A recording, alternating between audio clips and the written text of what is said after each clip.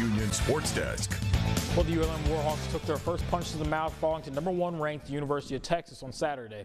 They knew this game would be the ultimate challenge, but there were some bright moments head coach Brian Vincent took away. Now the focus is on taking advantage of those opportunities, and that starts with better execution. Early in the, that first possession, we were able to get the interception, and we had an opportunity right there to really create some momentum and make some plays. And then we go out there offensively, we go 3 and out and put the defense right back on the field. Felt like that first quarter and a half, we put the defense out on the field way too much with our lack of execution offensively.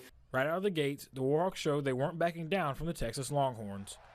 Early in the game, the Warhawks came away with an interception. However, the offense was unable to come away with any points on the board, and that seemed to be a common theme against this Texas team. But even in the loss, there was still plenty to take away from this game. I think it was huge, because you go in that environment in front of 110,000, 109,000, and you're playing the best. You have to be on point. It has to be precision, the execution, the speed, the timing.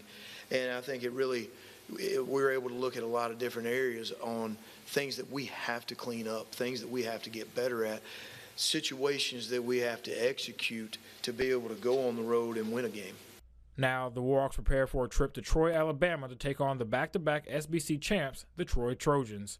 Troy got off to a slow start with losses to Nevada and Memphis in the first 2 weeks, and then a third straight loss to Iowa despite leading 14-10 at the half. The Trojans eventually picked up their first win against Florida A&M.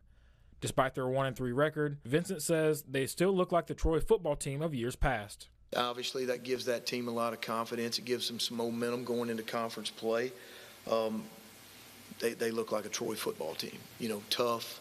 They play hard. It means something to them. They play with pride. They play with passion. We expect a great crowd. They had a great crowd Saturday against Florida A&M, so we expect another environment that our kids got to go in and we've got to handle much better.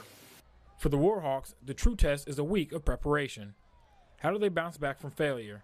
Vincent says it is impossible to avoid failure, and through this journey, that is something this team will need to learn to overcome.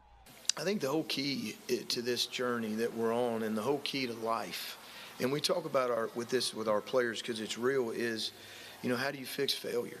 Failure is going to appear in your daily life. Failure is going to appear sometimes in your relationships, sometimes in academics.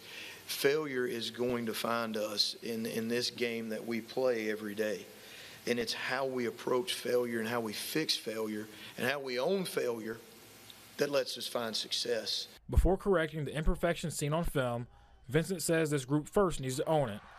He says if they are able to do just that, this program will hop right back on track. You have to own it, number one, because then when you own it, you have a chance to fix it. And then you work to fix it. That gives you the chance and the opportunity, to reach success. And that's something that we've talked about since we first got here. So now, it's part of the journey.